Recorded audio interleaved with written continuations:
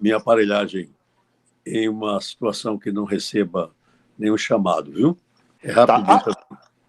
Não, fique à vontade. Aparentemente já está gravando, a gente já tem aqui, pelo menos eu vejo aqui a informação de gravando, então acredito que estejamos gravando já a nossa conversa, mas depois eu faço todos os ajustes, como disse ao senhor. E até antecipando já, antes de passar-lhe a palavra para que o senhor possa fazer essa nossa aula inaugural, que eu agradeço demais, mas é uma honra para mim, obviamente, como professor de Direito Civil da Universidade Federal da Bahia, poder contar com o senhor nessa nossa aula inaugural. É um novo projeto que a gente vem desenvolvendo, é um grupo de pesquisa exclusivamente para tratar de direito civil e acredito que o senhor vai concordar comigo. Acho que era uma falha que nós tínhamos na nossa querida e amada universidade, né? A igreja não tinha um grupo exclusivamente de direito civil. A gente tem colegas que trabalham com o tema, a gente tem inúmeros professores com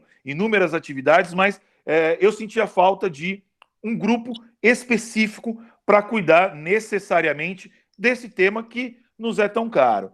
Quando eu consegui encaminhar esse projeto perante o colegiado da graduação, imediatamente a minha ideia era contar com o senhor na nossa primeira aula, em razão da admiração que eu tenho por seu trabalho, mas, antes de mais nada, acredito eu que o mais próximo que nós podemos chegar de Orlando Gomes hoje, no direito civil, inquestionavelmente, é o senhor. Então, acho que, e comentei isso ontem, estava num evento na Fundação Orlando Gomes com Flávia, falei para ela do nosso grupo, ela publicou também nas redes sociais, mas acho que tem sentido, né? Se eu não posso ter Orlando Gomes em pessoa para essa nossa atividade, acho que o mais próximo disso é o senhor. Então, agradeço demais a sua generosidade, a possibilidade de contar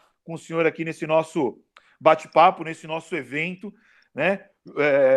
E fico muito feliz com o tema que o senhor escolheu, porque logo de cara é um tema que atende a essa perspectiva de um grupo de pesquisa. É um tema diferente, entre aspas, né? Porque a grande maioria dos alunos e dos pesquisadores nem sempre estão acostumados com a expressão amortecedores, como o senhor traz, e acho que atende exatamente ao propósito. Então, é um orgulho para mim, pessoalmente, que tenhamos o senhor aqui, principalmente na minha humilde condição de professor de Direito Civil dessa casa, poder contar com o senhor que, não sei se todos os alunos que nos acompanham aqui já sabem, mas o senhor é o coordenador das atualizações das obras do professor Orlando Gomes, né? Sim, sim.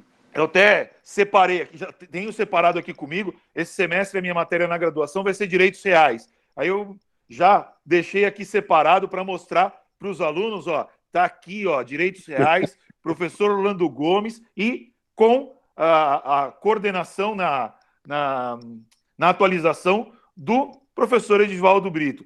Acho que muitos dos nossos alunos, professor, normalmente associam o senhor, num primeiro momento, com a matéria de direito tributário, né? Que o senhor também tem inúmeras obras, inúmeros trabalhos na área do direito tributário. E acho que nem todos, principalmente os alunos da graduação, têm essa consciência da sua atuação também no direito civil. Então, acho importante demais que a gente comece esse nosso bate-papo lembrando disso, para que os nossos alunos entendam exatamente do que estamos tratando aqui e qual é a nossa realidade. Vejo que nós já atingimos o nosso horário, professor, já temos aqui um bom número de alunos presentes. Eu agradeço demais a presença de todos. Reitero que ao final da palestra, né, da aula inaugural do professor Edivaldo, nós vamos fazer um bate-papo só com os alunos aqui para organizar o andamento do nosso grupo para o semestre que está iniciando, mas do início, efetivamente, ao nosso grupo de pesquisas, conversas civilísticas, com a aula inaugural do professor Edivaldo Brito. O professor Edivaldo dispensa apresentações. Eu vou fazer uma apresentação absolutamente curta, tá? Porque aqui a gente está mais para ouvir o que o professor Edivaldo tem para falar do que qualquer outra coisa. Professor Edivaldo é livre-docente, doutor e livre-docente em Direito pela USP, professor emérito da nossa igreja e professor da pós-graduação e da graduação também. Então, mais uma vez, professor, só posso agradecer e farei como um bom aluno. Vou silenciar o meu microfone aqui para poder ouvi-lo e aprender com o senhor. Mais uma vez, muitíssimo obrigado, professor. Eu lhe agradeço, professor Leandro, o convite. Ele, para mim, é emocionante. Só para esclarecer ao grupo de pesquisa, eu sou professor titular de Direito Civil da Faculdade de Direito da Universidade de São Paulo, da USP. Eu me submeti a um concurso de professor titular e todos que passaram por lá sabem que a banca tem uma esdrúxula função, uma esdrúxula atribuição, uma esdrúxula competência de 3 membros desta banca indicarem quem será o professor a ser nomeado. Então, todos nós que participamos do concurso, ou seremos aprovados ou seremos reprovados. Eu fui aprovado com nota expressiva, tirei a 2ª colocação do concurso, mas a USP, os membros da banca indicaram o 4º colocado para ser nomeado. Não indicaram nem o 1º colocado. Pode que sou professor titular de Direito Civil. O que é um absurdo, né, professor, se a gente parar para pensar, né? É claro verdade. que o senhor falando que é a pessoa que participou da banca, alguém pode falar assim, é porque não foi indicado. Mas, gente, é uma coisa que é fora do normal, né? E aí a gente questiona uma série de elementos aí nesse tipo de escolha que acaba acontecendo. Isso, né, já foi até objeto de apreciação judicial e os postulantes perderam, porque dentro do princípio da autonomia universitária, acham que esta é uma norma correta. Eu brinquei, eu fiz 2 concursos para professor titular, fui aprovado nos 2, sendo que o de tributário, obviamente, fui com nota 9, sei lá quanto, dado em todas as provas, mas dentro desse princípio da autonomia da universidade, eu brinquei certa feita. Eu disse, olha, eu acho que aqui na USP o melhor é chamar o rapaz que está varrendo ali na praça, ali da rua, não que ele não seja digno, mas ao contrário, porque ele é digno, é que eu estou dizendo que devia chamá-lo, e dizer assim, olha, você vai vestir uma beca igual a essa que todos vestem, botar um cinto igual a esse que todos botam, vermelho, e pronto, você fica sentado, calado, e nós simpatizamos com você, vamos indicar você professor titular. É claro que eu não quero dizer com isso que os que concorreram não devessem ser escolhidos, mas se é sistema do mérito e se as provas são todas sigilosas, nós deveríamos escolher aquele que melhor se colocou. Sem dúvida. Assim, e, portanto, era só para esclarecer. E o segundo esclarecimento é de que eu sou professor de Direito Civil, fui durante 23 anos na Universidade Presbiteriana Mackenzie, onde, por força do desempenho, deram-me, não sei por que cargas d'água, mas deram-me o título também de professor emérito, que naquele tempo só 5 personalidades tinham, não é? Dentre elas Miguel Reale, Ives Gandra, Esther de Figueiredo Ferraz, e eu entrei na lista dos 5. Isso significa que eu não sou tão estranho, professor Leandro, a esse nossa aldeia. Adoro direito civil, tem alguns textos de direito civil, muitos deles, porque se trata de um grupo de pesquisa, eu vou mencionar para que sejam acessados por quem nessas pesquisas tiver interesse. E escolhi esse tema em homenagem a meu pai intelectual, meu mestre, meu tudo, o professor Orlando Gomes, nome que eu pronuncio com todo respeito, porque me ensinou a ser um pesquisador. Ele me ensinou tudo que alguém poderia ensinar a outrem, nos 33 anos que convivi com ele. Tenho dedicatórias nas quais ele colocou com a sua própria letra, pai e filho, uma foto que eu tenho no meu escritório de nós dois. Então, eu tenho, chega a emoção, muito prazer em trazer tudo que for de Orlando Gomes para ser discutido. Devo dizer também que, durante o tempo que ensinei Direito Civil, eu adotei os livros dele e marquei a figura dele por todo o tempo que passei, aos 23, na Universidade Presbiteriana Mackenzie. E hoje é o que acontece com minha mulher, a professora Reginalda Brito, que é professora de Direito Civil da UCSAL, da Universidade Católica de Salvador, e só adota os livros de Orlando Gomes como livro texto. É, por isso mesmo, uma tentativa nossa, de Reginalda Brito e de mim, de deixarmos Orlando Gomes sempre vivo na memória de todos. Já estou mais alongado nessa informação, mas agradeço muito ao senhor, professor Leandro, por ter me mostrado esse livro de direitos reais. Ele é o único da coleção que ainda não está com a última edição, mas ele está, como todo o livro de Orlando Gomes, que é doutrinário, utilizável. É que o ministro Edson Fachin, que me fez a gentileza lá atrás de aceitar ser o atualizador, tem hoje suas limitações como ministro do Supremo Tribunal Federal, e como o texto não está desatualizado, nós estamos esperando que Sua Excelência tenha condições. Se faltar na editora, aí não temos jeito, até marchar para que eu mesmo faça a atualização. Obrigado, portanto, por tudo isso. Creio que é um grupo de pesquisa ao qual eu vou me dirigir, como eu acabo de falar. Por essa razão, tenho umas anotações que já anuncio que são as seguintes. Em primeiro lugar, nós vamos falar do individualismo jurídico para chegarmos à construção desse conceito amortecedor na expressão de Orlando Gomes, passando pelo socialismo jurídico, que é a fase que se sucede ao individualismo.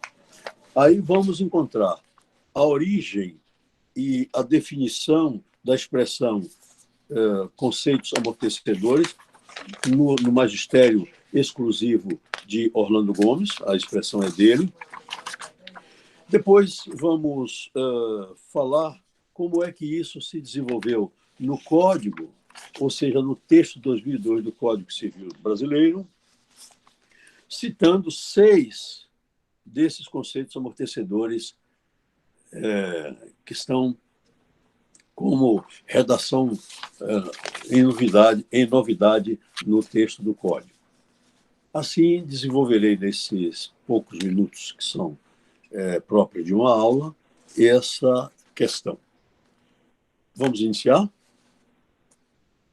Vamos lá, professor. Perfeito. Já comecei aqui as minhas anotações e reitero aos alunos, tá? Se eu não estiver olhando aqui para vocês na tela, é porque eu estou com o computador aberto aqui para ir aceitando quem vai chegando, ou então estou aqui com a minha caneta fazendo as minhas anotações também, porque, como todos sabem, é hora de todos nós aproveitarmos para aprender um pouquinho. Então, professor, por favor, todos são seus admiradores e estamos aqui aguardando as suas manifestações. Estou aqui à sua disposição. Pois não, professor. Então, como eu disse, o primeiro item para desenvolver esse tema dos conceitos amortecedores no texto de 2002 do Código Civil, e lá adiante eu vou dizer por que eu chamo texto e não chamo Código Civil de 2002, né? Eu começo falando do individualismo jurídico, que é um tema que todos conhecem, mas é só para encaminhar ao propósito dessa aula inaugural. Dizemos que o individualismo jurídico é uma fase em que a ordem jurídica tradicionalmente esteve orientada para o indivíduo isolado, sem que essa individualidade deixasse o homem perceber a sua vinculação social. Era algo, talvez, inspirado, como todos sabemos, pelo Código Napoleão, que é um monumento a esse individualismo, ao que se diz aí de liberalismo, sei lá se. Mas, de qualquer maneira, expressões máximas desta visão individualista do homem são conceitos jurídicos como os de pessoa e o conceito de direito subjetivo. Por que isso? Porque pessoa é o ser humano, tanto o proprietário como aquele que nada possui. É uma organização econômica simples, como um pequeno negócio ou os grandes empreendimentos multinacionais. É bom que todos os interlocutores recordem que a palavra pessoa ou vem do grego, ou vem do latim, não importa, mas que na concepção que nós queremos colocar no campo jurídico, ela representa uma máscara colocada sobre o rosto do ator para que a sua voz tivesse uma enorme repercussão no tempo em que os teatros não tinham, como hoje, os recursos que têm para projetar essa voz. Se era uma máscara, então nós temos que entender que pessoa é uma construção da ordem jurídica. É a ordem jurídica que diz quem é que é pessoa. Tanto que o nosso código, logo no primeiro artigo, nosso Código Civil, diz algo que dá a impressão que é uma tautologia. Né? A personalidade da pessoa, aí fica se supondo que o código enlouqueceu, que está fazendo uma tautologia. Não tem nada disso. A personalidade da pessoa significa eu estou personificando um ser. Ou é o ser vivo homem, ou é o conjunto de seres vivos que são essas organizações econômicas a que eu me referi. Então, regulava-se a pessoa com igualdade jurídica, com igualdade, com igual liberdade, digamos assim, de ser proprietário por hipótese, com igual liberdade de contratar, pessoa que teria de ser tratada de modo desigual, teria, mas não era, em razão de suas situações desiguais. Veja, patrão e seu trabalhador, inquilino e seu senhorio, fornecedor de utilidades e o seu respectivo consumidor, credor e devedor. Santiago Dantas tem um livro extraordinário, Problemas de Direito, um livro de pareceres, onde ele tem um estudo sobre a evolução contratual que é recomendável muito bem a quem faz pesquisas. E quando a gente fala credor e devedor, lembre-se, quem é baiano, que aqui já teve um homem de vermelho que botava uma vestimenta e ia atrás do devedor. O devedor saía da sua casa, ele ia com um sinete batendo e toda a Bahia sabia que aquele cara era um devedor. Não pode tratar o devedor assim. E ele pode ser devedor por uma hipossuficiência. Ele é um ser humano e, portanto, tem que ter cuidado com ele. Aplique-se de logo o princípio constitucional da dignidade da pessoa humana, que não dá para que nós desenvolvamos ele dentro da temática do direito civil como caberia. Pois bem, a ordem jurídica expunha conceito igualitário, nivelando as diferenças entre essas situações sociais. Eu estou citando apenas pessoa e direito subjetivo. Mas, na realidade jurídica, a livre propriedade nas mãos do economicamente forte é profundamente diferente do que ocorre quando ela se encontra nas mãos do socialmente fraco. Como essas três linhas não são de minha autoria, elas estão entre aspas. O forte, que tem o comando dos meios de produção, concentra o poder de comando sobre o homem, que ele empresta sua força-trabalho, sobre os destinatários dos bens que produz, no exemplo, o consumidor. O proprietário de imóvel locado, que tinha o poder de fixar o valor da remuneração ou de cessar a locação nessa sociedade em que é rara a casa própria. Tudo isso era típico do individualismo jurídico.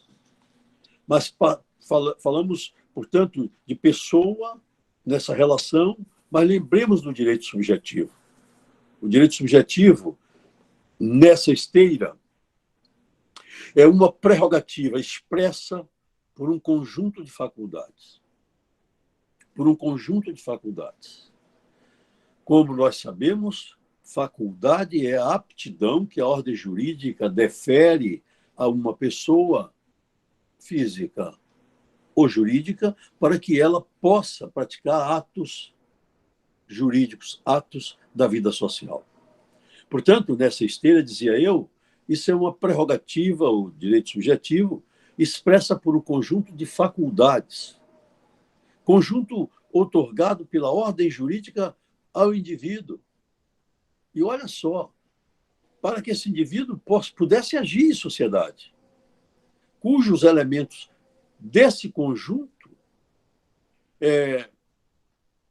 eram constitutivos, portanto, dessas faculdades, eram o de gozar das coisas, fruir dos resultados que delas surgissem, dispor livremente. Veja a adjetivação de cada uma dessas condições e o conteúdo semântico de cada verbo. Gozar das coisas, fruir dos resultados que delas surgirem,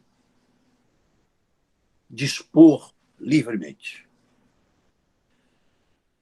Todo esse arcabouço do individualismo jurídico deu espaço ao que nós chamamos a fase seguinte de socialismo jurídico. Esta fase, a do socialismo, cede lugar à teoria do direito social, cujas características principais são, e isso está num livro meu chamado Reflexos Jurídicos da Atuação do Estado no Domínio Econômico, já em segunda edição pela Saraiva, ano de 2016, a segunda edição. Portanto, se eu passar como gato sobre brasas informando esse tema, para quem vai fazer pesquisa, eu estou dizendo onde se encontrará do ponto de vista estático. Mas dizia eu que isso tudo cede espaço à fase da teoria do direito social, cujas características principais são transformação da abstração niveladora do conceito de pessoa. Lembrem-se que nós estávamos dizendo lá atrás que havia uma noção igualitária de todos os seres humanos, como se todos fôssemos iguais. As peculiaridades individuais não vão importar muito para isto. Não mais se identifica apenas a pessoa como o indivíduo na sua representação mental, mas na sua realidade concreta de poderosos e impotentes. Por que o direito marchou para proteger os hipossuficientes de toda a natureza? Só hipossuficientes no plano material, no plano econômico, nem pensar. Hipossuficientes de toda a natureza.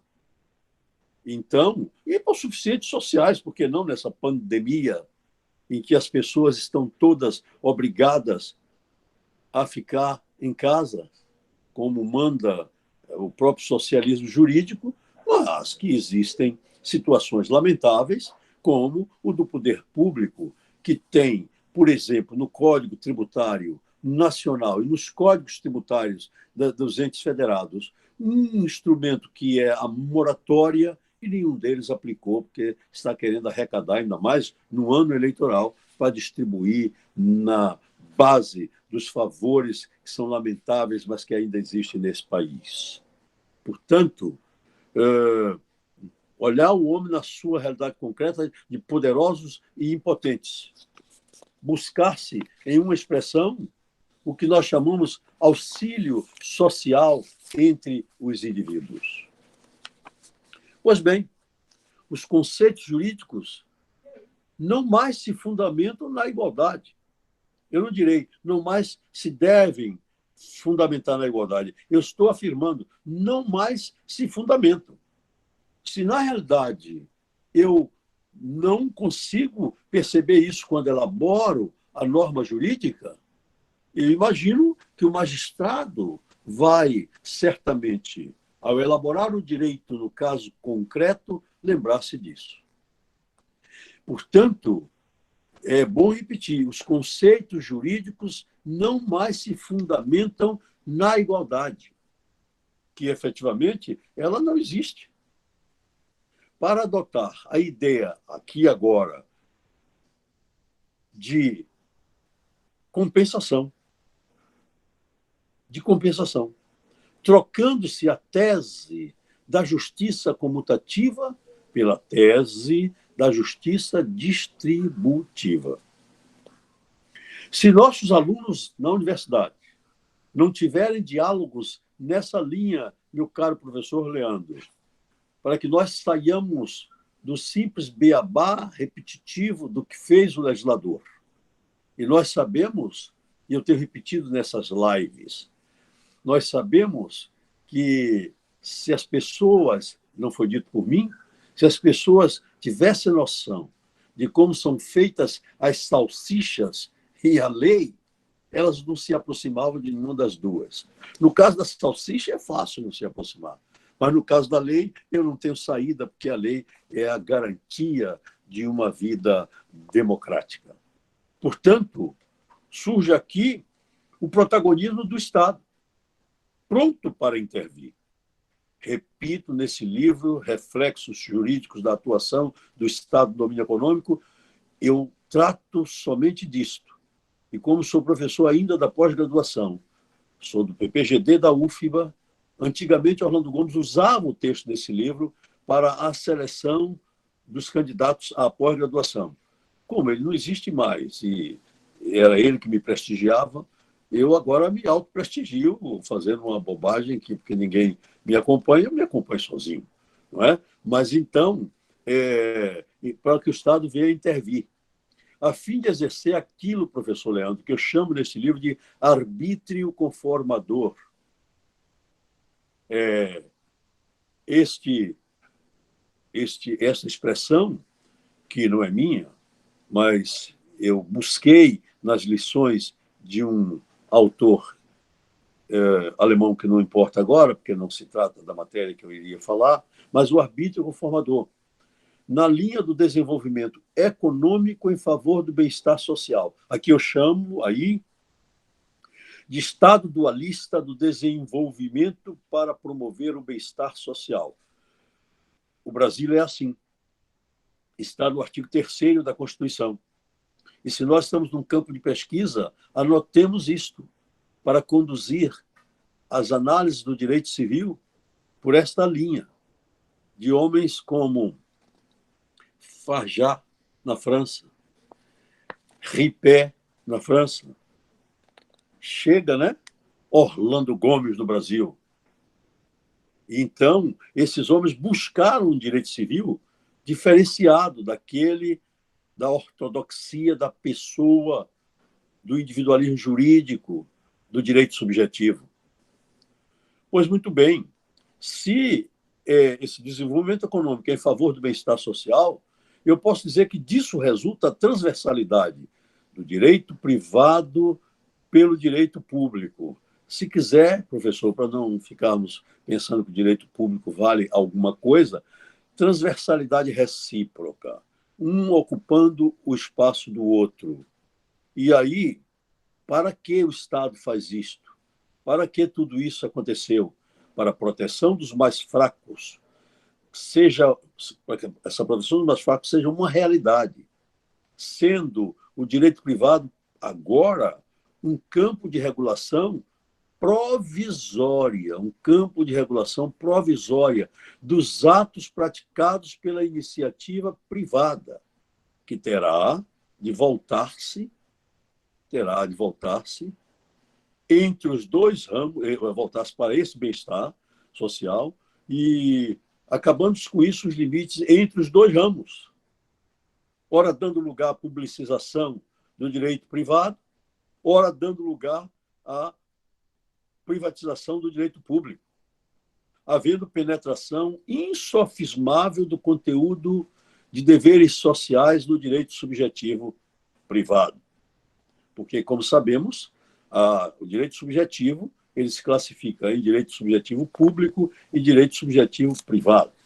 Entendo eu e tenho defendido com autores da envergadura de Eduardo Spínola, que com o filho, os dois têm uma coleção de 9 volumes, o 9º volume dedicado a direito subjetivo, nós entendemos que o direito subjetivo público é também da titularidade da pessoa, mas a fonte dele é que é diferente da fonte do direito subjetivo privado. A fonte do direito subjetivo público é a Constituição. Por isso, eles podem ser, esses direitos subjetivos públicos, oponíveis a todos. Ao legislador na hora de fazer a lei, ao juiz na hora de julgar as contendas, e assim por diante. De modo que chegamos a um ponto que temos que pedir socorro a uma grande mente desse mundo jurídico, que é Leon Deguy.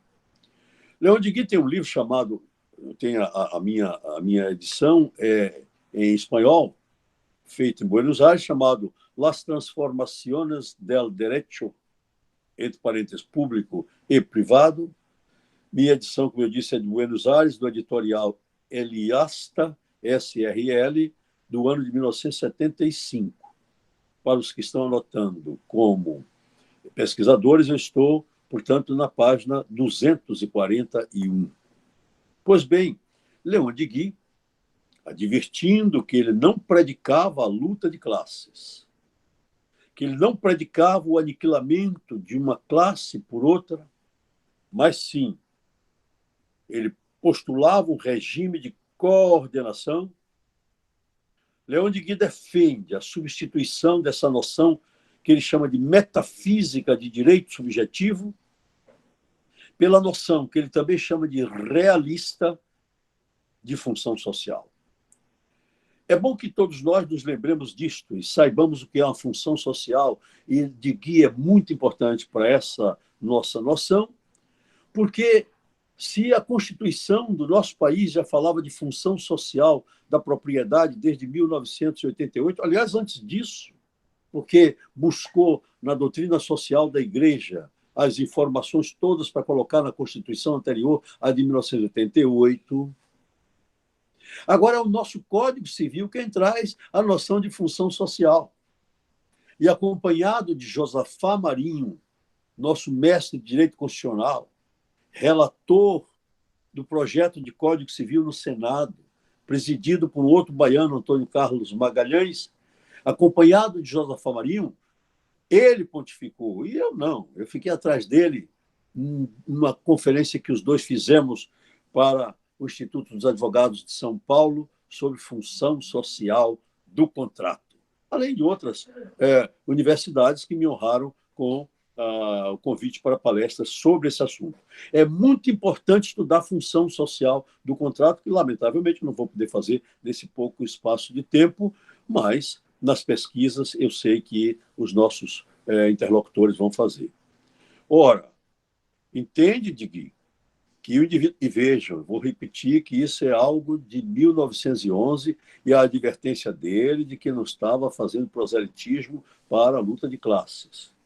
E veja, esta concepção de Deguy é de que o indivíduo tem na sociedade uma certa função a cumprir, uma certa tarefa a executar.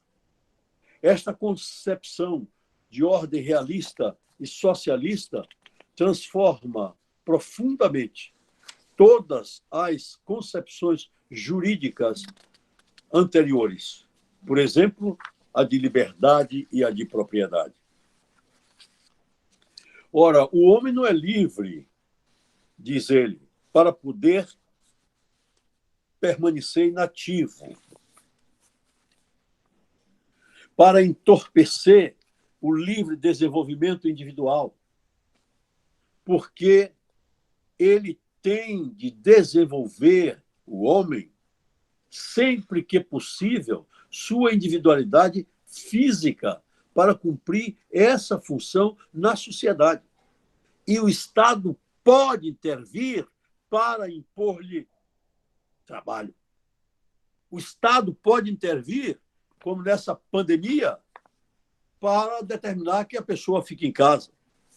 O Estado só não pode intervir para que a pessoa fique em casa para depois maltratar as pessoas, achacando-as com tributos numa questão lamentável, como eu tenho gritado sobre o IPTU, que é um tributo que incide sobre a qualidade de proprietário e que tem que ter respeito pela capacidade de pagar. Se eu não tenho, portanto, capacidade de pagar porque me tiraram o ganha-pão, eu não tenho por que pagar IPTU.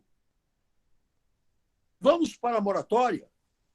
Não adianta fazer pesquisa ou fazer discursos bonitos na sala de aula se na hora de aplicarmos, por exemplo, o parágrafo 1º do artigo 145 da minha Constituição, eu não tenho onde aplicar, ou eu não tenho ouvidos que tenham audição para entender o que nós estamos falando.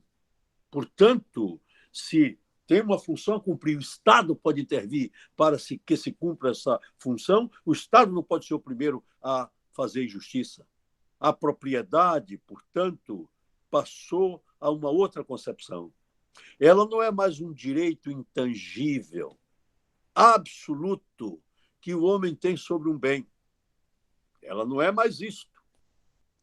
Ela é a condição indispensável de prosperidade, da grandeza das sociedades.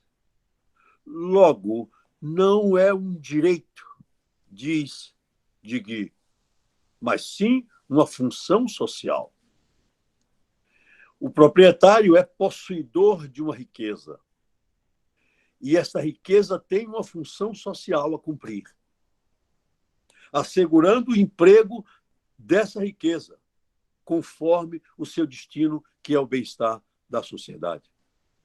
Essas ideias de Digui, expostas em conferência, como eu disse, de 1911, na Argentina, são, professor Leandro, contemporâneas do Finance Act de 1910 na Inglaterra e da lei alemã de 1911, instituindo o que nós no Brasil chamamos de contribuição de melhoria e que só foi colocada na Constituição de 1934. E veja, meu caro colega professor Leandro, até hoje só teve uma aplicação efetiva da contribuição de melhoria que eu saiba, eu saberia se tivesse mais, que tem um livro sobre direito tributário que trata do assunto, que foi no alargamento da Avenida Presidente Vargas, no Rio de Janeiro.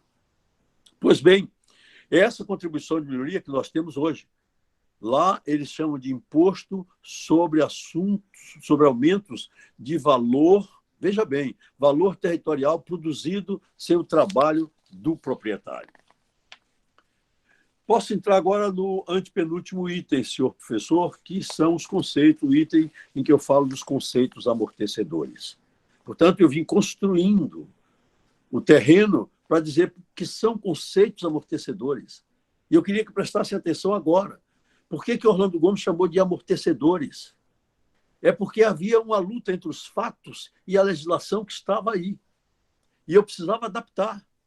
E nessa adaptação, os juristas começaram, sempre voltados para o liberalismo, sempre voltado para aquele individualismo. Eles arranjavam sempre um jeitinho a dar. Orlando chamou tudo isso de conceitos amortecedores. O item, então, 3, nós dividimos já em 3.1, que é a origem e definição da expressão. Aí digo eu, Orlando Gomes, sempre criativo, porque prima pela originalidade ao oferecer o estudo que faz sobre cada qual das instituições, dos institutos, das categorias e dos conceitos jurídicos. Orlando Gomes cunhou essa expressão em 1945, primeira edição de um livro que ele próprio publicou, A Crise do Direito, Ensaios, Bahia, Papelaria, Vera Cruz, 1945. Eu estou falando das páginas 106 a 107. Portanto, em 1945, ao dizer que a técnica, olha só como ele construiu isso, a técnica de reanimação das instituições jurídicas obsoletas era o largo emprego de noções adaptadoras da lei aos fatos. Adaptadoras da lei aos fatos. Toda vez que os dois, lei e fatos, se chocavam. E aí ele tem um livro chamado Direito e Desenvolvimento, em que ele tem vários capítulos sobre o direito em mora com os fatos. Este é Orlando Gomes. E de logo ele indicou 4 desses conceitos amortecedores: abuso de direito, abuso do poder econômico, lesão e imprevisão. Abuso de direito, abuso de poder econômico e lesão e imprevisão. Eu quero chamar logo a atenção que a lesão estava banida do nosso Código de 1916. Ela só voltou às nossas lides aqui, nossos trabalhos, pelo Código de Defesa do Consumidor. E assim mesmo, quem tiver interesse em ver minha tese de professor titular da USP, eu trato desse assunto, tratando vários momentos dessa lesão e qual é o tipo de lesão que nós restabelecemos no nosso código. Mas essa técnica, diz Orlando, era o propósito de juristas conservadores assegurarem artificialmente o funcionamento da ordem jurídica individualista, que eles não queriam se desapegar dessa ordem jurídica individualista. Agora, veja, 10 anos depois, numa edição de 1955, ele cuidou da matéria novamente. Aí, quando ele falava da crise do direito, mesma expressão do primeiro livro, título desse segundo livro de 1945, e que ele descreveu assim: nós estamos diante de uma camisa de força, utilizada por esses juristas conservadores para imobilizar, agora digo eu, por exemplo, na categoria do contrato, relações jurídicas emergentes de novas necessidades que não se ajustavam à moldura do contrato, nem se amoldavam aos princípios que disciplinavam o contrato. Advertiu Orlando, então, para a desintegração da ordem jurídica à medida que o direito veio acolhendo a ascensão social de fracos e desprotegidos por um processo de conservação que pretendia uma sobrevivência, falando-se de humanização, impregnando-se a ordem jurídica de conceitos elásticos que permitiam a distensão das normas básicas. Mas vejam, era só para tentar amortizar os falados atritos entre a lei e os fatos. Arrola, então, esses conceitos elásticos que tentavam amortizar esses atritos, agora, além daqueles 4 que nós vimos, abuso de direito, abuso de poder econômico, lesão e imprevisão, ele acrescenta os seguintes. Eu estou chamando a atenção de quem está me ouvindo para saber que Orlando Gomes foi o maior, sim, senhor. Porque o código que está aí, o texto de 2002 que está aí, tudo que tem de bom, disse Miguel Reale, eu tirei de Orlando Gomes. Disse Miguel Reale. Por que o baiano não bate palmas para Orlando Gomes? Que fora da Bahia as pessoas possam, que não podem fazer, mas possam ignorar Orlando Gomes. Nessa terra, ele nos dignifica, professor Leandro. Por isso sou filho dele, sim, filho intelectual. E faço, portanto, ressoar suas lições no mundo todo, até em Bolonha, onde fui arguir em 2 concursos de doutorado e fui fazer palestra. 2 vezes estive na maior universidade do mundo e levei Orlando Gomes, que a palma não era minha, a palma era dele, porque tudo que eu sei, aprendi com ele. Pois veja, Aí ele acrescenta mais coisas. Acrescenta a equidade, acrescenta bons costumes, acrescenta boa-fé, acrescenta lealdade, acrescenta confiança recíproca, acrescenta usura, acrescenta... Usura já vinha. Então, acrescenta tudo isso que nós já tínhamos, usura, abuso de direito, etc., mais estes outros que eu mencionei. Ele já não fala mais de abuso do poder econômico. Isso migrou para a Constituição, porque lá se regrava, portanto, a atividade econômica. Pois, professor Leandro, nós estamos diante do chamamento ao juiz. Como nós sabemos, Portalis, que tem o discurso importante sobre o Código Napoleão, que é um monumento esse discurso de Portalis. Ele tem frase cáustica contra o juiz. Todos queriam se afastar do juiz. Depois todos voltaram para o juiz.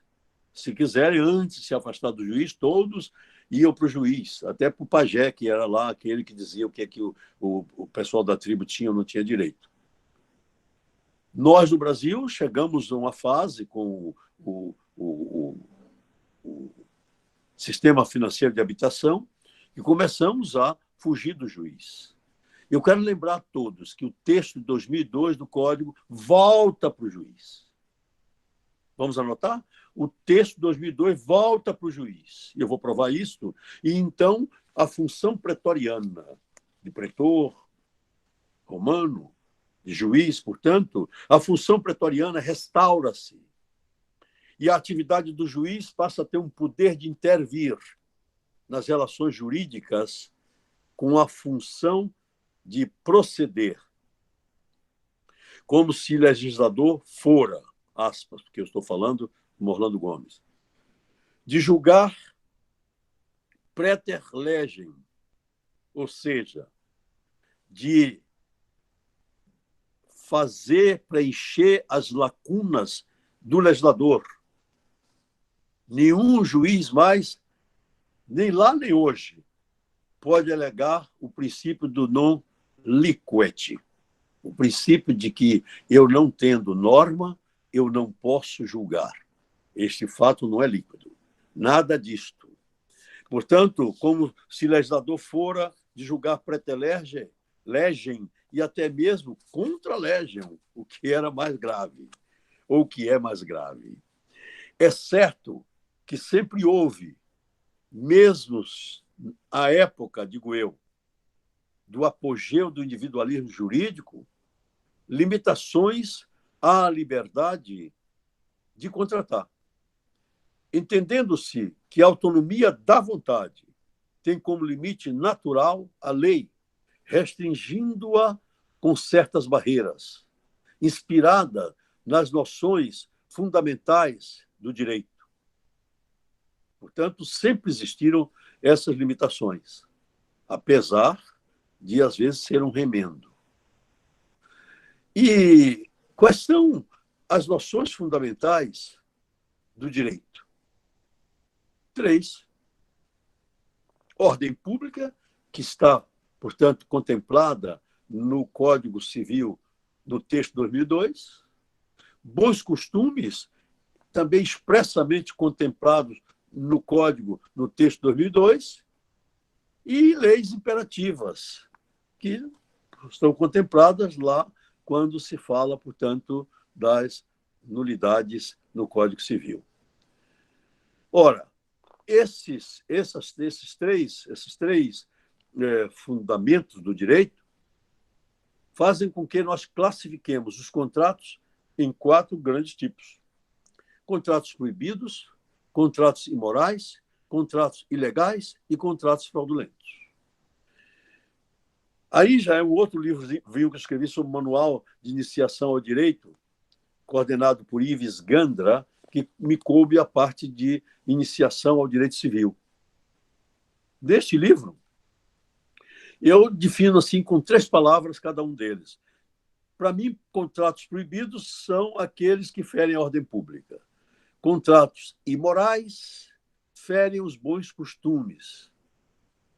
eu dava sempre o exemplo do contrato de usura antes de a Constituição de 1988 ter restaurado a questão e depois uma emenda constitucional ter sepultado a questão.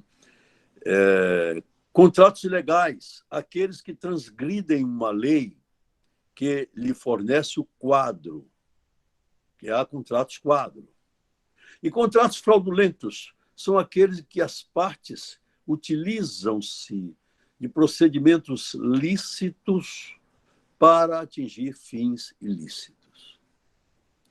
Pois bem, professor, cheguei ao penúltimo item e espero que no meu tempo eu consiga concluir. Efeitos desses conceitos amortecedores. Direi eu, no campo do contrato, é porque construíram-se, como efeitos desses conceitos amortecedores, regras que podem ser classificadas em dois grandes grupos, princípios e limites. Aí eu conduziria o pesquisador para dar uma olhadela. Na página 165 da minha tese, porque o tempo já sabia que não dava, da minha tese para professor titular da USP. Nessa página 165, eu divido esses conceitos amortecedores em dois grandes grupos, como eu disse. Atenção, o dos princípios e o dos limites. Eu estou me apressando e insistindo nesses dois, porque há limites que o texto original de 2002 impunha e que esta última lei, chamada Lei de Organização da Economia, consertou. Então, quais são os princípios? Dois grandes princípios. Autonomia da vontade. 2, princípios de ordem social. O princípio da autonomia da vontade tem os seguintes 4 subprincípios. O princípio do consensualismo, o princípio da liberdade contratual, que se desenvolve em vários tipos de liberdade, liberdade de compor o conteúdo do contrato, liberdade de dizer se quer contratar ou não, apesar dos chamados contratos obrigatórios que existem em certos momentos, como esse de pandemia. 3, força obrigatória do contrato. Evidentemente que, ao falarmos de força obrigatória do contrato, temos várias modulações hoje. O princípio da pacta sunt servanda foi rechaçado pelos conceitos amortecedores do nosso Código no texto de 2002. 4, relatividade dos efeitos do contrato, que hoje a função social bane. Por que bane? Porque eu não posso entender que os contratos só valham entre as partes, só gerem efeito entre as partes. Eu faço um contrato com um trabalhador, professor Leandro, para mim tem reflexo na sua família. E eu não posso, na área do direito do trabalho, desfazer esse contrato só porque eu subi o elevador, eu o patrão dele, e ele não fez com muita subserviência, o chefinho e tal, eu já vou assim, não quero saber se a mulher dele morreu de Covid, eu só chego lá em cima e chamo o pessoal do RH e diz, chama João. Estou falando João porque meu pai se chamava João, ele é pedreiro, então está valendo. Chama João e diz a ele que vai ao RH. Mas, chefe, por quê? Eu entro e ele fica com a cara parecendo que é dono do elevador e da minha empresa. Eu invoco o princípio, portanto, da função social do contrato aí no direito do trabalho e ponho para a lata do lixo o da relatividade dos efeitos do contrato. E o princípio da ordem social. Eu tenho a boa-fé e eu tenho o equilíbrio contratual. Ah, meu Deus, se o tempo desse para desenvolver. Especialmente a boa-fé subjetiva, a boa-fé objetiva. No equilíbrio contratual, voltar à lesão. Conversar sobre a lesio enormes, sobre tanta coisa bonita, mas eu estou provocando, professor Leandro, para que as pessoas vão para na pesquisa para desenvolver esses temas. Pronto, esgotei os princípios da autonomia da vontade, da ordem social. Aí entro nos limites. Quais são os limites? A ordem pública. 2, os bons costumes. A ordem pública, eu já pego o princípio da dignidade da pessoa humana, eu tomei de empréstimo lá do artigo 1º da Constituição, para colocá-lo como um princípio, como um limite da elaboração do contrato, da execução do contrato. Princípio da função social, que nós já exploramos no primeiro momento, e o princípio da probidade. Princípio da probidade. O limite que eu chamo de bons costumes, esse limite vai nos levar para aqueles tipos de contratos a que fizemos referência quando tratamos do assunto. Senhor professor, como sabe o meu ilustre colega, o tempo entregou o controle da execução dos contratos ao juiz, face à complexidade que a vida econômica veio experimentando. No último item que estou em cima dele, nós vamos mostrar como é que o Código, no texto de 2002, entregou isso ao juiz na sua função pretoriana. E como no campo da propriedade, que foi o outro campo a que nós fizemos referência, as dificuldades não foram menores. Orlando Gomes acentua que essa funcionalidade não deve ser levada a extremos. Olha só, um homem da cabeça da estirpe de Orlando Gomes, um homem, portanto, capaz de imaginar um direito para a frente do seu tempo, é o homem que diz isso. Mas por que ele diz isso, senhor professor? Eu escrevi numa revista chamada Revista Brasileira de Direito Comparado. É bom sempre, se estamos tratando de pesquisa, Revista Brasileira de Direito Comparado, Instituto de Direito Comparado Luso-Brasileiro, número especial dedicado a Orlando Gomes no centenário do seu nascimento em 7/12 de 1909. Pois bem, professor, eu escrevi um artigo chamado Perda da Propriedade. Perda da propriedade. Por que eu fiz isso em homenagem a Orlando Gomes? Porque Orlando Gomes diz que essa funcionalidade, ou seja, a função social da propriedade, deve ser levada a extremos, não deve ser levada a extremos para não implicar numa negação do direito em si. Vossa Excelência mostrou aí o direito real, o livro dele, Direitos Reais. Então, se direito se trata o ser proprietário, ele chamou atenção para isso. Face à sua natureza de um direito, cujo lado passivo em uma relação jurídica é o dever jurídico. Consequentemente, a subordinação do exercício desse direito, veja bem, professor, aos interesses coletivos, implica, lembra ele, em uma noção de dever. E isso desnatura o direito.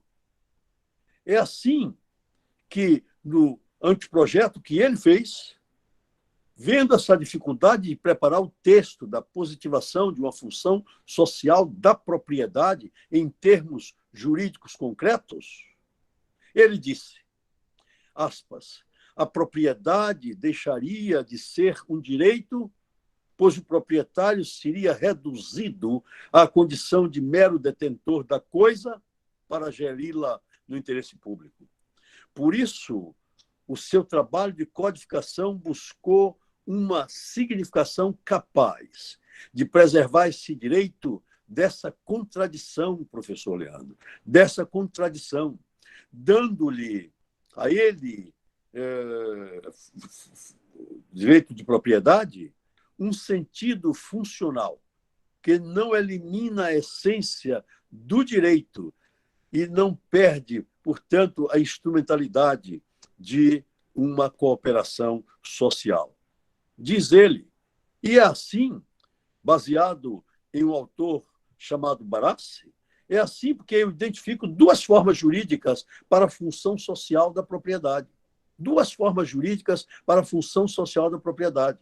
Quem está anotando, uma positiva, outra negativa.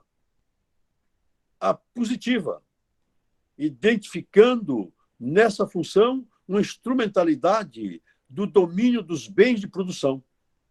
A negativa, a segunda, um limite exterior à extensão dos poderes do proprietário.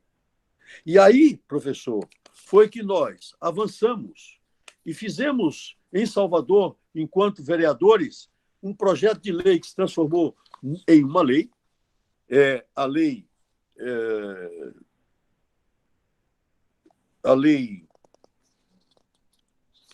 eu já dou esse número, exatamente mandando arrecadar os imóveis abandonados. E como eu estou no último item, eu quero lembrar que isso está no nosso Código Civil. Ali está no artigo 1276, que o imóvel urbano que o proprietário abandonar com a intenção de não mais conservá-lo, o poder público tem a prerrogativa de arrecadá-lo. E com isto, eu lamento que ainda alguns chefes de executivo, com uma lei como essa que tem em Salvador, que foi de minha autoria, ainda desapropriem imóveis para colocar repartições, escolas, postos de saúde. Que besteira gastar dinheiro público quando ele pode arrecadar. Lembra-se, Vossa Excelência, que o texto anterior do Código Civil de 1916 não dava esta prerrogativa ao município. O de 2002 exatamente dá essa prerrogativa ao município.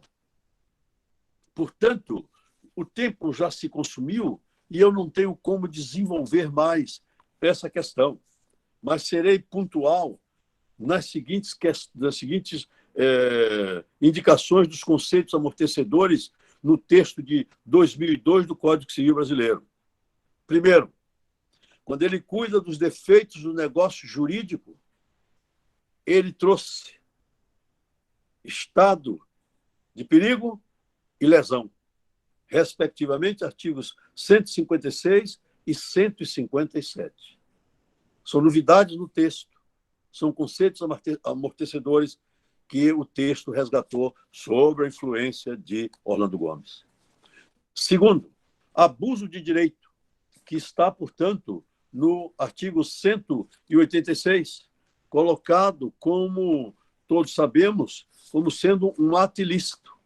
E um ato ilícito capaz de provocar uma limitação ao exercício da propriedade. Lembrem-se, o tempo também não dá, era uma outra aula para falar de abuso do direito, lembrem-se que um dos pais da conceituação é Josserand, Louis Josserand, quando ele lembra que foi um sujeito proprietário, dentro do individualismo jurídico, dentro disso, dentro daquilo, que, sabendo que iam construir um campo de aviação próximo do seu terreno baldio, que ele não tinha utilizado para nada, ele construiu uma chaminé que impedia que os aviões pudessem aterrissar. Portanto, o abuso de direito seria, professor, uma grande oportunidade de fazermos uma aula para dizer de que tipo é esse abuso que está no nosso artigo 186. A imprevisão está no livro dele sobre contratos, que eu restaurei, porque o atualizador anterior tirou, alegando que no direito brasileiro já não tinha mais imprevisão. Eu quase morri, porque Orlando Gomes tem uma grande explicação sobre a teoria da imprevisão. E está no artigo 317 do nosso Código Civil, eu tive que restaurar o trecho dele por isso. Limites a liberdade de contratar. O artigo 421, portanto, eu estourei o tempo, estou só pontuando. No 421, eu quero lembrar que é uma lei, a Lei 13.874 de 2019, que dá uma nova redação ao artigo 421. Eu, que sou contrário a essa verborragia do legislador, acho que foi uma boa colocação pelo legislador a alteração que estava lá, porque a liberdade de contratar estava como limitada pela função social. Não. A liberdade de contratar não estava limitada pela função social. A execução contratual podia, sim, mas não celebrar o contrato. Ele podia até perder a sua eficácia por causa de um desrespeito dessa natureza, da função social, mas nunca me impediria de celebrar o contrato. A onerosidade excessiva nos contratos de execução diferida, do artigo 478, e a perda da propriedade por abandono, que eu acabei de falar sobre os imóveis abandonados de Salvador, que é só aplicar, portanto, essa regra da perda da propriedade, que, sabendo o legislador que o de 1916 fez aquela parafernália toda e ninguém efetivou a perda da propriedade por abandono, nas circunstâncias descritas, fez a redação do 1276 do texto novo, para que, sem dúvida nenhuma, o município que está mais próximo dos imóveis assim procedessem. É natural que, quando se trata de imóvel rural, ainda permaneceu com a União, uma questão de política também nesse particular. Professor, eu estourei o tempo, mas quero lhe dizer, se mais tempo tivesse, mais vontade teria de difundir a ideia do maior civilista que o século XX conheceu, Orlando Gomes dos Santos, meu pai intelectual, meu orientador de vida. Saudades do meu mestre. Eu só supero difundindo as suas ideias, que são as maiores que se pode conhecer. Obrigado ao senhor. Professor Edivaldo, muitíssimo obrigado. Eu aqui bato palmas. A sua explanação foi maravilhoso, foi incrível. Eu estou aqui parecendo uma criança, cheio das anotações, cheio de coisa para poder conversar, discutir, mas e quanto à questão do tempo, o senhor fique tranquilo, isso jamais seria uma objeção ao nosso bate-papo. Eu sei que é uma aula magna, uma aula inaugural, como a gente disse inicialmente, mas desde já antecipo aqui que, se o senhor tiver disponibilidade, já está convidado previamente, a gente só organiza as datas para que o senhor possa retornar e falar sobre função social, sobre boa-fé e lesão. Existem inúmeros temas que foram abordados aqui que são essenciais. A questão da lesão, por exemplo, uma colega comum nossa, Mariana Santiago, que também foi orientanda de professora Maria Helena Diniz, como eu, salvo engano, a tese de doutorado dela fala sobre lesão em estado de perigo, também muito interessante. Enfim, eu estou aqui que eu não sei nem por onde começar as minhas futuras pesquisas. Mas... Mariana é minha amiga do coração. Eu já fui à Universidade de Marília algumas vezes por ela. E aqui estivemos juntos quando Maria Helena esteve aqui, que é outra amiga minha do coração. Dadas as devidas vênias, a vinculação que o senhor tem com o professor Orlando Gomes é a que eu tenho com a professora Maria Helena. A professora Maria Helena foi minha orientadora, então eu tenho uma admiração por ela que exacerba qualquer limite, né? Então, entendo muito do que o senhor diz quando fala sobre o professor Orlando Gomes,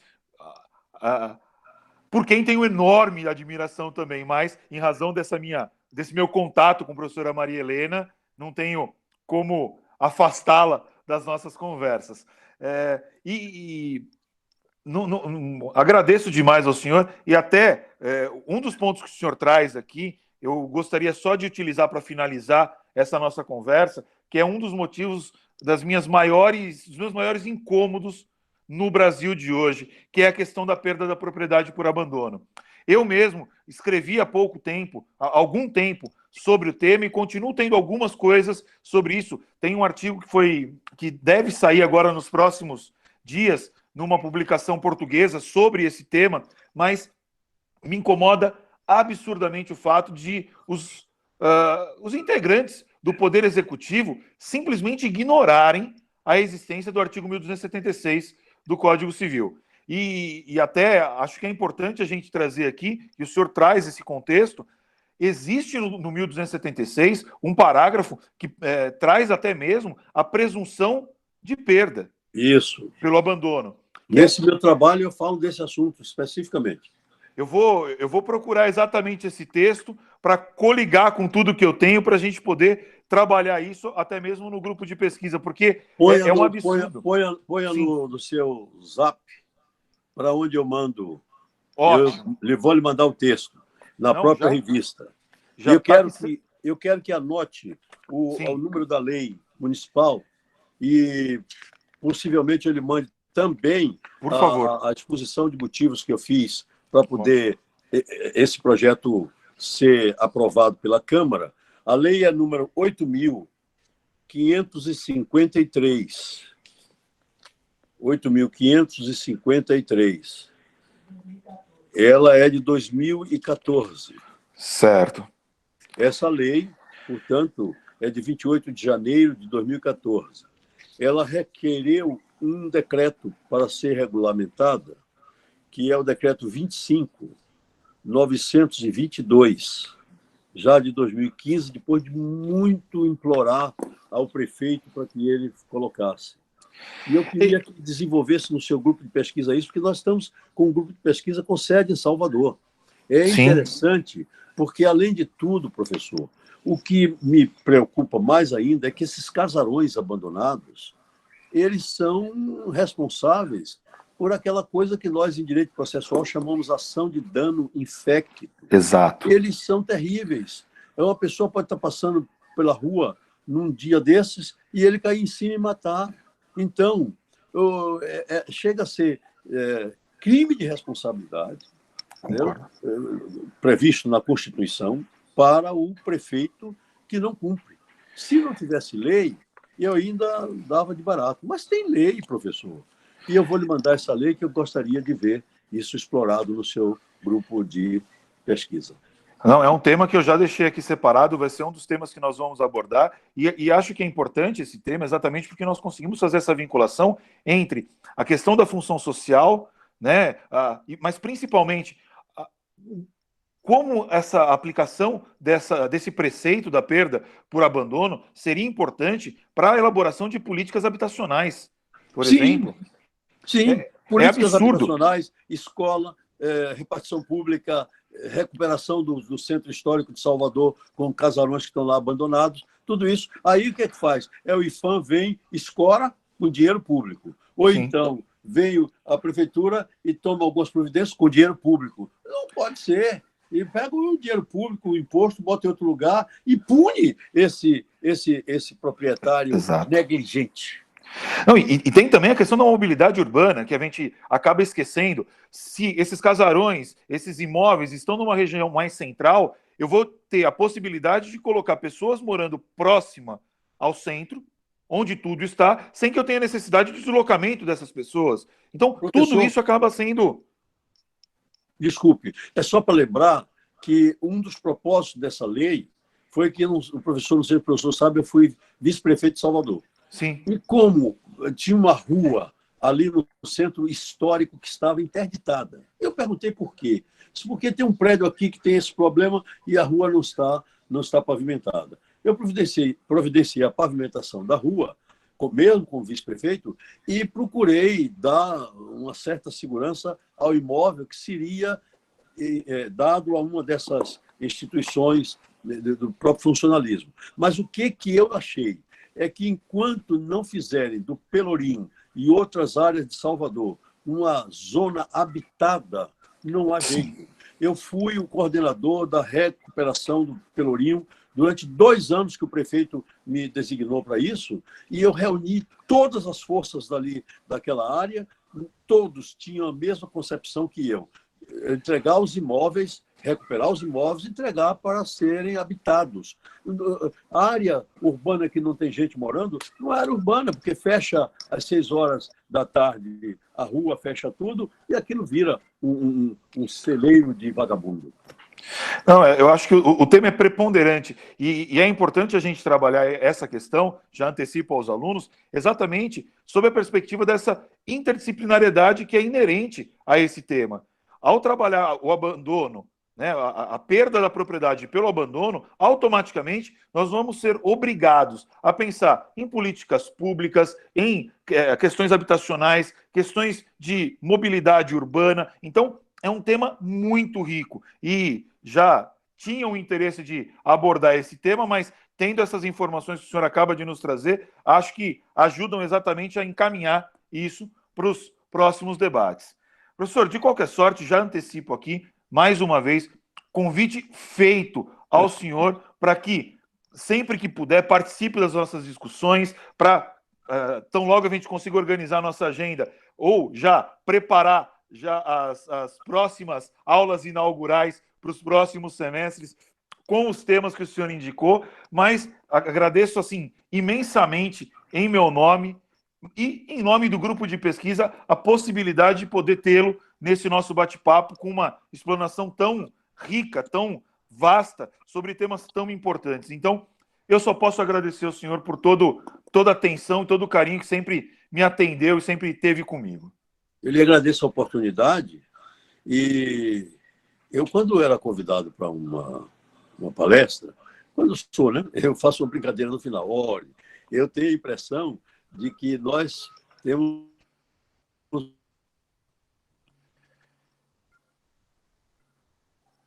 Professor Edivaldo, o senhor caiu a sua conexão aqui. Deixa eu ver o que aconteceu. E eu acho que o professor Edivaldo caiu literalmente, gente. Não está aqui mais na minha lista. Vamos ver se ele retorna. Vamos aguardar um segundinho aqui para ver se ele retorna aqui a nossa conversa aqui. Deixa eu olhar aqui se ele aparece novamente.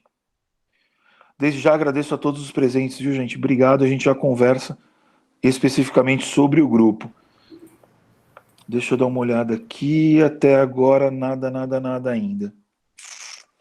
Deixa eu mandar uma mensagem aqui para ele. Senhores, aguardem um segundo, por gentileza. Aqui, professor Edivaldo voltou. Pronto. Está dando para ouvir? Agora sim. O senhor tinha caído aqui, estava procurando. Vamos lá. Eu só queria rapidinho dizer que claro. Eu acho que nós teríamos também nessa transversalidade cuidar dos aspectos constitucionais, porque ainda tem gente que tem a impressão de que esse artigo 1700 do Código Civil, ele é um artigo que fere isso, aquilo da Constituição. Muito pelo contrário, ele é integrativo da Constituição. Ele é exatamente a norma que a Constituição precisava para fazer valer o que ela estabelece sobre função social da propriedade. Então, o que eu acho, não sei se é o que se pensa, é que os governantes têm medo do poder do proprietário. Eu lhe confesso que eu não tive medo. Eu, quando fiz a lei, que foi, portanto, sancionada pelo prefeito, eu não tive medo. Eu estava do lado da grande necessidade social. E por isso é que eu lhe digo, estarei às suas ordens para voltarmos a isso, lhe mandarei esse material por favor ajudar nas pesquisas, e todo esse material tem bibliografia, tem tudo isso que pode multiplicar as fontes de trabalho. E voltarei sim quando for convidado, e sobretudo porque eu tenho uma missão, parece pernóstica, parece tudo, mas não é. É uma missão de gratidão afetiva. Eu sempre digo que o Orlando Gomes não me deu, no mundo material, um figo podre, como se diz na minha terra. Mas se ele talvez tivesse me dado, eu teria sido ingrato, porque, como recebi de mão beijada algum bem material, eu teria sempre vergonha de olhar para ele com o olho da gratidão, que é sempre complicado. Mas não, ele me deu amor. Ele me deu, nesse amor, lições de como proceder. De modo que eu, até a hora de estiver entrando no caixão, eu estou, se puder falar, dizer assim, eu tentei ser 10% de Orlando Gomes, não consegui. E como eu nunca vou conseguir, eu vou difundir as ideias dele. Obrigado.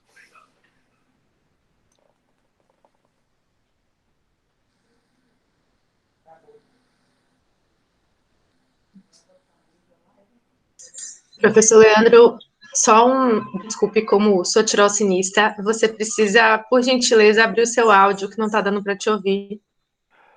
Obrigado, Liz. Eu aqui, crente que estava sendo ouvido. Obrigado.